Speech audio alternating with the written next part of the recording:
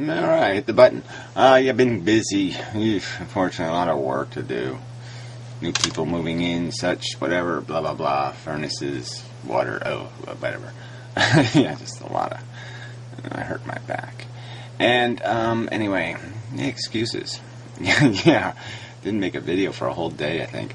Anyway, yeah, so I still want to do some video just summing up the, whatever his name, Hannibal guy.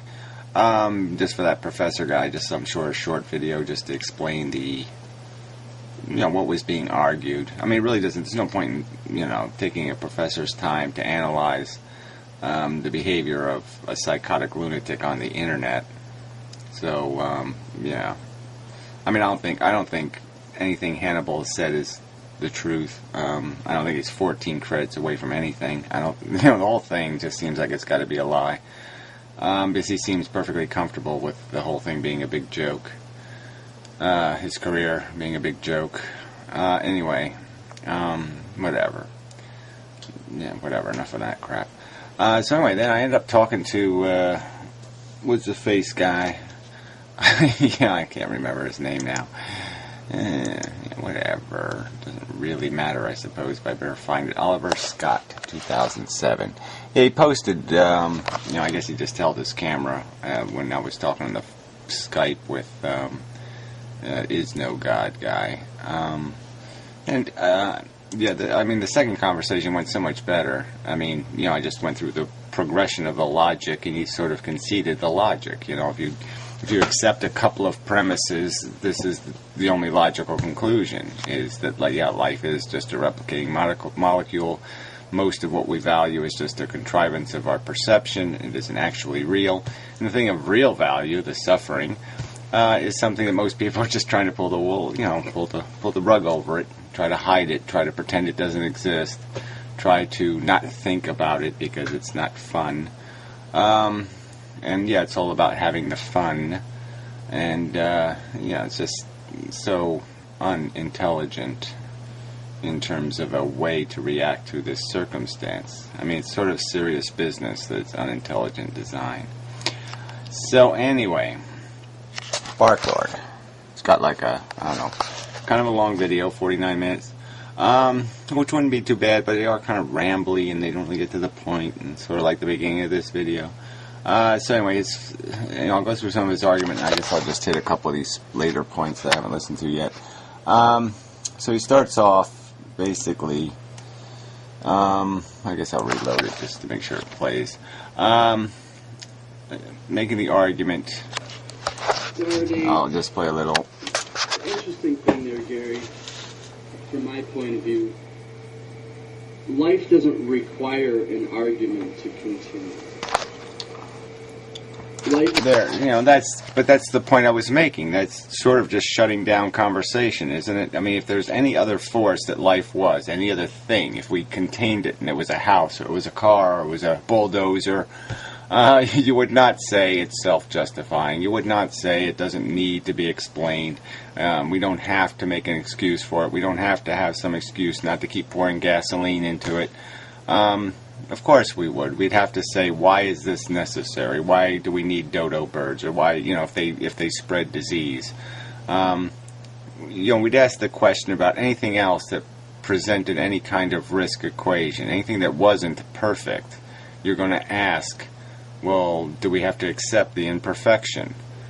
And so it's perfectly legitimate to ask the question, because we know that it's not a phantasmagorical invention of a benevolent and wondrous God who poofed the damn thing. We know it's chemistry, and we know it's competitive selection over 4 billion years, and that the winners aren't great people. That the thing that wins is the thing with the nastiest teeth and the sneakiest strategy. I'll disguise myself as a rock. I mean, come on. This is nasty shit. And, this is just, this, like I said, it's kind of a non-starter if you're going to say we can't analyze the most important system in the universe. The system that creates sentient beings. I mean, you have to judge it. You have to analyze it. It's just bullshit to say you can't. All right, his next point was that I deciphered was basically this idea that we can make people better, and we can live better lives, and so why don't we go for that instead of this draconian solution, this horrible, unpleasant to the sensibilities idea of giving up. Well, I'm first going to argue that as a practical matter, I don't think you really can do that. I mean, the fact is that we can make exceptionally decent human beings. We can make human beings that don't lie. We can make human beings that are generous and not extravagant or gluttonous or abusive in any way, on purpose anyway, that try not to be. But the bottom line is we are competitive and we are selfish. And it's really hard to pull those things out of us and to have anything that we would call a worthwhile life. I mean, unless you really think, nirvana, as the Buddhas have it, is some kind of spectacular thing. It don't look all that spectacular to me. It looks like a drone Borg life. Let's walk up and down the staircase 193 times a day for no reason. I mean, it looks almost a little bit psychotic and insane. Not like, the perfect human condition. So we can't take the rat out of the maze. There needs to be, if there's going to be a maze game, you're going to have rats that'll play it. And so the question is you have to keep them a little bit stupid to play the game in the first place. And so now we're going to get into a whole dynamic of forced conditioning. You're going to have to condition people to fit in the maze, to be round pegs that'll fit in the round peg of the maze. And I say again, you're still not going to achieve anything called real perfection or anything close to it. You're still going to have people fighting over women and money and prestige and rank, and like I said, we're just the nature of our competitive nature is just so built into us. I don't think you can extract it and still have a life worth living. Any kind of glory, any kind of triumph, any kind of victory. To me that sounds like failure, to just pull out all the things that make the game worth playing in the sense of an emotional game. You won't have an emotional game anymore, and then you'll really be just rubber stamping a mechanical process. My second argument would be is if you can create a human being that has that high character, it's going to be a tiny step for that high character human being to just say, let's take the final step and just give up the whole thing. If I can give up the selfishness and the petty wants and the petty competition and the petty bullshit, I can give up the petty idea that human beings need to be here. I mean, you can just give up. You don't have to give up just your home team winning the Super Bowl. You don't have to give up just that idea. You can just give up the idea of a Super Bowl. So much easier. Almost easier. And I guess I would almost argue that that's what the whole philosophy does. And by tying the whole thing to the roots of evolution and the roots of unintelligent design and atheism, as it should be, it makes it so much easier to see. So to me, it's an easier argument. It's an easier thing to convince people of, is the complete futility of the game, than it is to convince them from their selfish position that they should care about the new rats that are going to be in the maze tomorrow. That seems a harder prospect if they still believe there's purpose in the rat game, because then they'll just make rationalizations. They'll just use their Darwinian nonsense and validate the senseless competition. So I don't think you can do it that way. And again, I would argue that even if you did it that way, you wouldn't have really done anything good. And you're just not going to take the harm out of life. You're just not going to be able to do it. And the futility and the stupidity. And you're going to have to do real controlled breeding to get rid of the prospects of people like me, who might, from a very young age, see no appeal in, being in a game, where you burn caterpillars off of trees or do whatever else it is. Just think of something, where you participate in a game that doesn't have justice and fairness built in. I mean, if it doesn't have those things, why would I play? I mean, I want to earn what I get. I want to deserve what I get. I don't want it just imposed on me. Fuck that. And I had that autonomous sense from a very young age. I yearned for justice more than I yearned to play a game without it. Yeah. So anyway, play a little bit. If YouTube will play, I'm on friends YouTube. are talking about humans, Earth, and evolution. Alright, well, he went on a story about his son being deconverted. I don't know, you know, starting to talk more like a rational human being, and that pleases him, so that's good.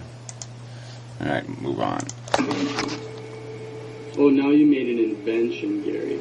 As if you're the first person to ever use music as a source of parody, using music to parody something or to make... Oh, man, I mean, whatever. So now I guess he's commenting because I just commented on the guitar thingy, and, yeah, I mean, I don't think I was using music, to tell you the truth. I don't think it was music, technically.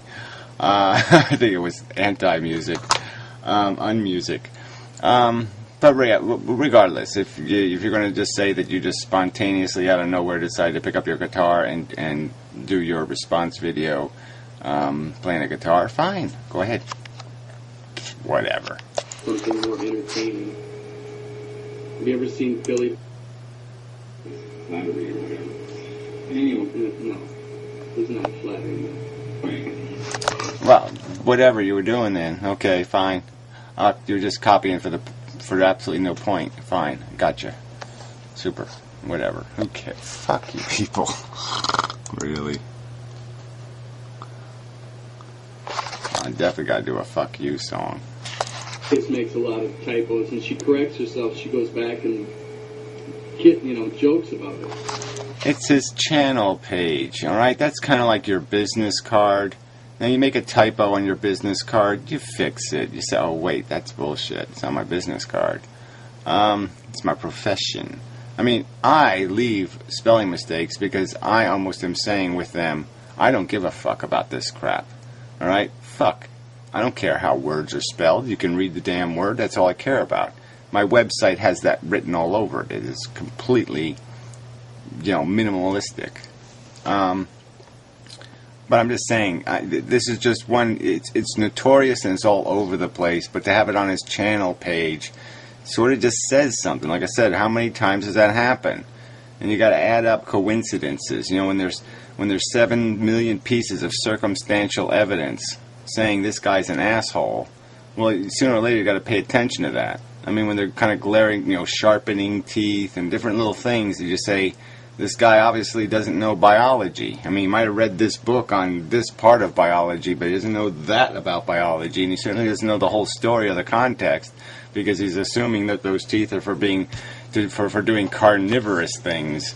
Or, I mean, these are glaring mistakes that somebody who has been educated just shouldn't be getting passing grades for making. People make typos because they type too fast.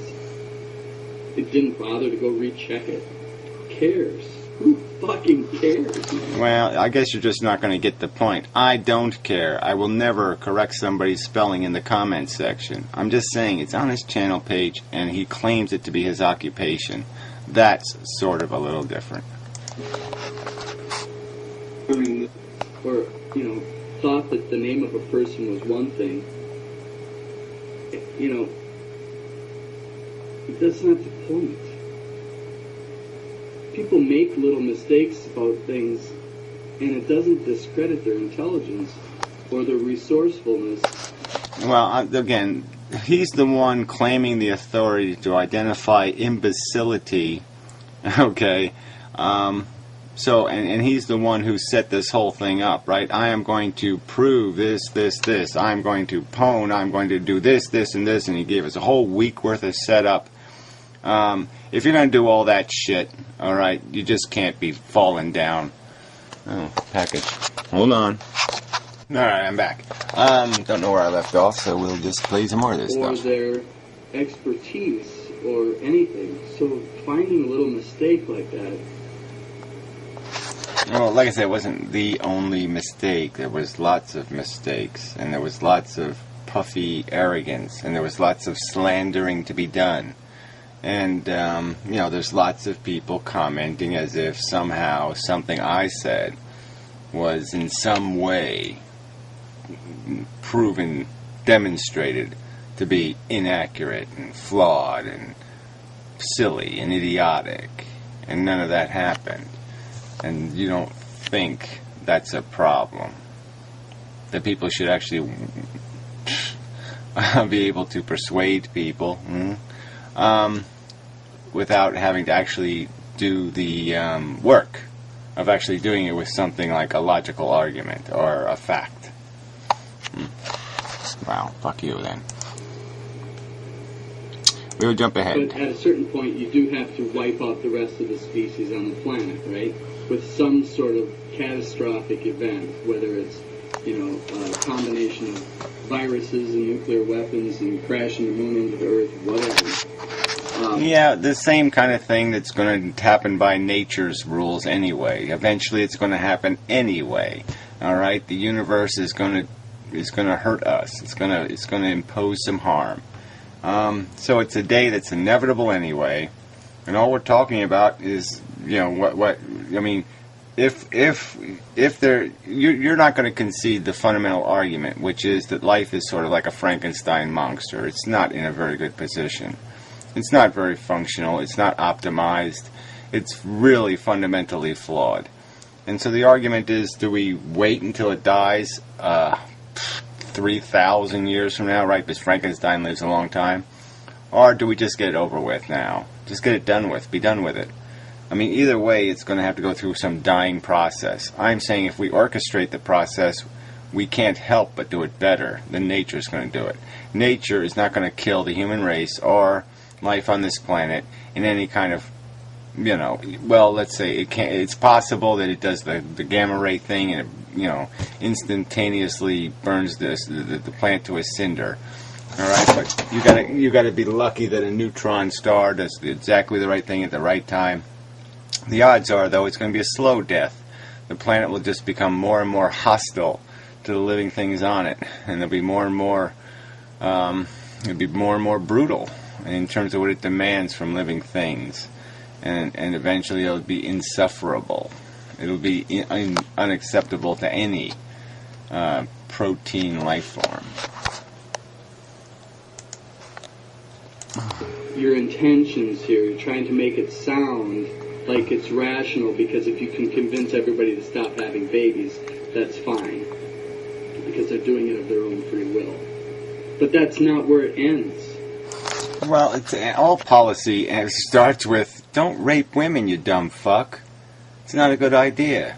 And then it ends with, well, you're in the gas chamber now, but you just didn't listen to us, you motherfucker. I mean, come on, all law ends with some sort of, you can't do that, fuckhead. You can't do that. I mean, that's the way it ends. Some guy decides he can have an M1 tank in his garage. Well, it's not going to end pretty for him, okay? Because we're just not going to say that's okay. So again, you want to play games with the end game, call it some sort of draconian thing. Again, you're just missing the argument. All right, the argument is that the argument's made. People by consensus grow to accept the argument, and then it's implemented like any other policy of a prohibition against doing radiation experiments in your backyard. It's just, as a civilization, it becomes intolerable, unacceptable, because they recognize the risk and the harm. It's not that complicated. But again, you don't want to argue that reality. You want to argue words that sound horrible. Ooh, extermination and genocide. And so you just want to play word games. Yeah, and so just, okay, you've conceded essentially in previous videos that you're not much of an intellectual, and that sort of proves it, because you don't care about the truth of an argument or the integrity of an argument. You'll just cheat with your little scary words that really don't have any applicability. There's no bigotry involved here. There's no maliciousness, no greed, no selfishness. It's an argument about the circumstance we're stuck in and what the rational thing to do about it is. Permanently, it's a bad idea.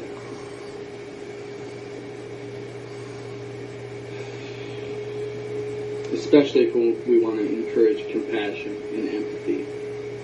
I didn't produce it. No, I think we want to encourage understanding, because that automatically produces the behavior that's consistent with compassion or empathy. Because I would argue that most of our compassion and our empathy is nepotistic, nationalistic, teamistic, gangistic, that it is not intelligently applied to the world. We judge things based on how cute they are and other irrelevancies.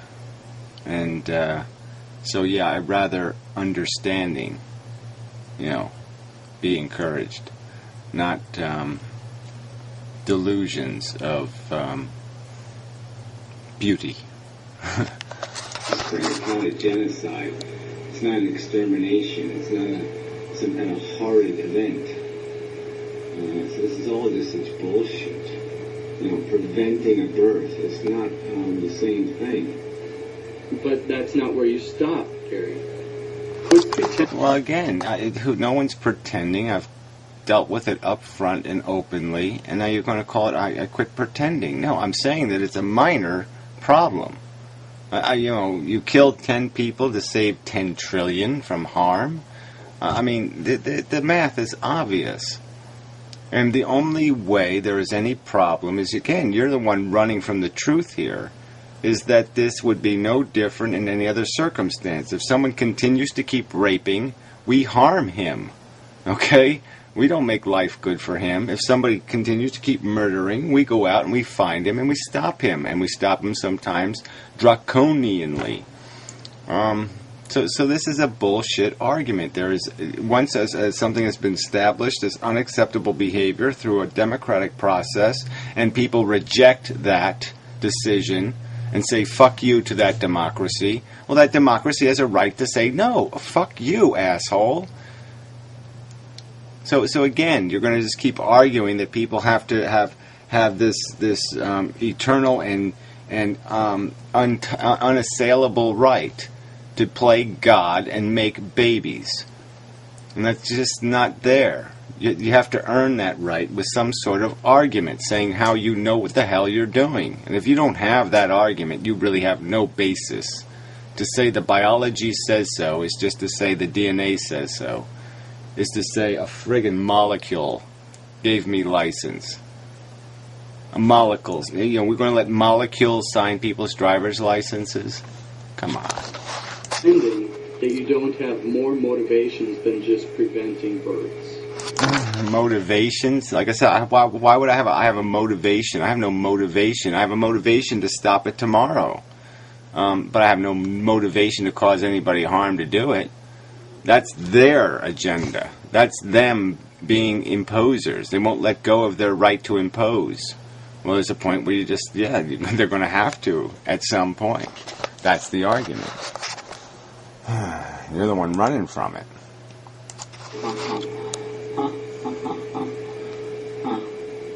Yeah, be a fake. And so then this guy here, I don't know, he's some kind of weird Jasmine guy. Yeah, girly guy or something. And look, scary Gary, so you're going to call me names. In the position you're in, you think that's a wise thing to do, is to call other people names. And Scary Gary and the rest of the anti-natalists must now make conspiracies about users. It's a conspiracy? I'm sorry, no, it's just a lie. It's not natural. Right, yeah, you just made up, some kind of desperate mischaracterization or a lie that Hannibal Barca is trying to pass himself off as something that he's not. When he's been explicit in videos. Well, I'm not going to argue with you. He has been explicit about nothing, and he has proven nothing, and he's demonstrated nothing. And what I have demonstrated is that my integrity is worth something, and I'll pay $1,000 to demonstrate that this asshole has no colleague, that he has no student, other students, and that he has no fucking professor, all right? And that he has no accountability for what he's fucking doing and the pretense of his fucking authority. And it's a big fucking lie. So yeah, go ahead, defend slander, asshole. Just keep doing it. Just keep fucking doing it. Because that's all you have. You have nothing else. You don't have the better argument. You don't have what's called integrity. I can't go there anymore. You've done it to me. In a video response you did to me where I wasn't talking anything about antinatalism. Out of the blue, response from Gary. Oh, cool. I look at it, and you accuse me of being anti-evolution. Well, you're going back over the same material again. You want to give me the link to your original video, and I'll do another response to it, and I'll try to find out what the hell you're saying. All right? But if you're going to talk in loopy, double loopy, triple loopy circles like Professor Anton, and somebody misunderstands what you're trying to say, well, I think that's being really unfair. I didn't try to twist or turn anything you were saying. I was trying to understand what the fuck you were saying, and if I misunderstood, I've said before, I apologize. All right? But that's all there was to it. Jesus. You got some to be serious in you. Yeah, this is the best it gets for an intelligent argument. You might have to go to a university or something. Maybe you think that's beneath you. I don't know. I don't think it's beneath me. I'm just wondering why it's beneath them. Why isn't that already here? I mean, we got Professor Anton, we got Fred. Those are only two professors I know of. And the rest of it's just sort of a bunch of, vague pieces of education out there. So lots of students talking, but not necessarily about the stuff they're students in. So I'm just saying, it just seems kind of big fail for the human race that here they have this platform, they have this medium to do this philosophizing thing on in a pretty aggressive and various and creative way, and we've got little to nothing here happening. We got some we got the Muslim Christian-y thing, and we got a little bit of bigotry conversation, and some little fakey, weak atheists talking about Christianity only because, well, the Christians aren't very nice to the homosexuals. No big picture stuff. Not even close. Yeah, it's a pretty big fail. 7 billion people, and this is it. Yeah, it's a pretty big fail. It's a sloppy habit of mine. Oh, really? It's a sloppy habit of behavior. It just sort of incites it. I mean, you just sort of ask for it. Oh. So they ask for it. Yeah. If you're gonna make videos talking about how other people are idiots, and you're gonna make bold claims about other people, well, yeah, you better not, be a mess.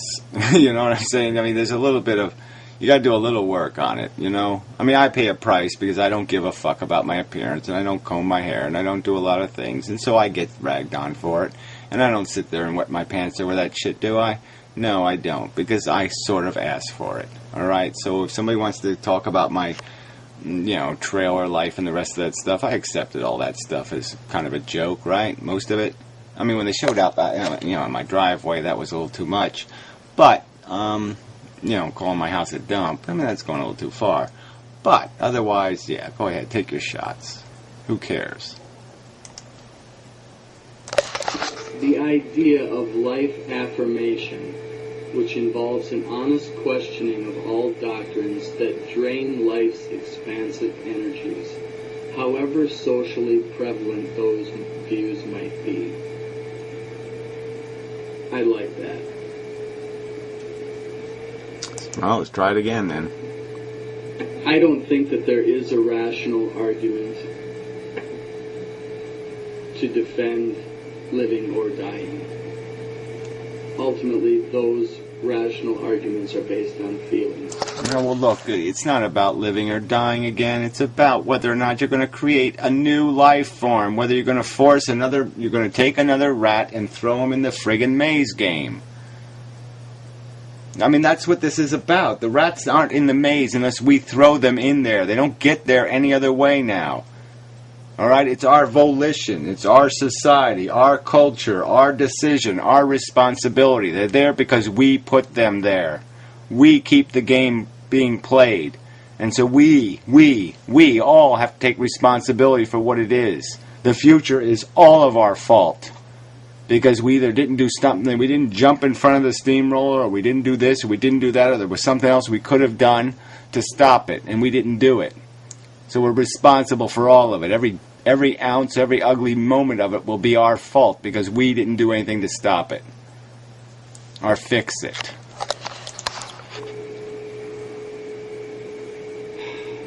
Based on feelings.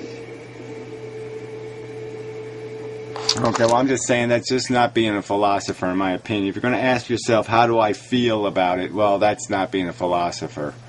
You know, if you're scared, so what? You still got to define what it is. You still got to describe it. You know, you just can't let this subjective crap pollute the truth. All right, and the truth is subjectively we have an impulse. From our very competitive nature, not to give up on it, to find some way to make it work. That's going to be our intuitive first response. But if you're going to be a thinking person, it's not about your first impression. It's about what you understand the system to be. What do you want to do? What do you not want to do? Yeah, well, again, what do you understand other people are capable of wanting and not wanting? And do you have a right to impose on the not wanting? That's the question. You cannot presume that your prodigy, the little monsters you're going to create, are going to have your values and your appreciations and your sense of smell and your sense of taste and find the whole thing palatable. It's an irrational presumption. It's not acceptable as an excuse for behavior. Oh, let's see here. I want to close that quote from Nietzsche again.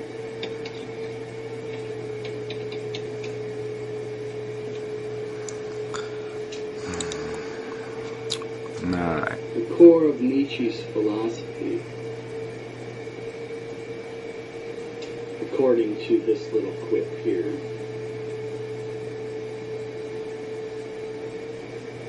The idea of life affirmation, which involves an honest questioning of all doctrines that drain life's expansive energies, however socially prevalent those views might be. I like that. I don't even get it. Again, what the hell? Oh, let's see here. I want to close No, we'll get that to quote from Nietzsche again. Dun, dun, dun, dun. One sentence. You know, I'm not allowed to say consumption, reproduction, cannibalism, and addiction, but this one sentence is somehow superior. Let's go. The core of Nietzsche's philosophy,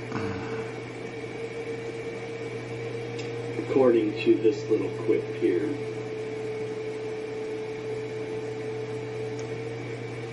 The idea of life affirmation. The idea of life affirmation, comma, right? Which involves an honest questioning of all doctrines that drain life. The idea of life affirmation, which involves the questioning of all doctrines. I mean, how do you affirm life if you're questioning the doctrines that are most of the time life affirming. I don't know what this. Yeah, this doesn't work for me at all. Expansive energies. It drains its expansive energies. Life's expansive energies? Huh?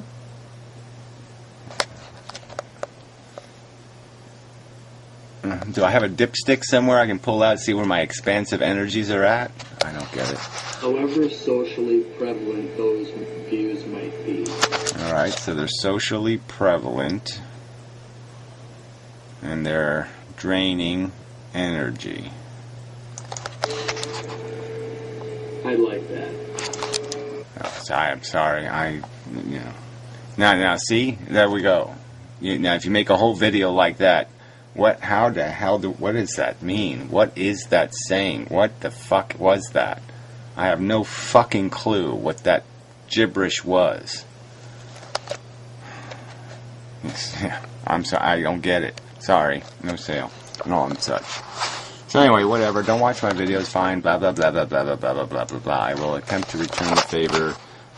Frankly, I don't watch most of your videos. I mean, I really don't want to hear somebody reading out of, 2,000-year-old bibbly-babbly books, little bibbly-babbly stories of the boy with 3 toes, or whatever. But whatever.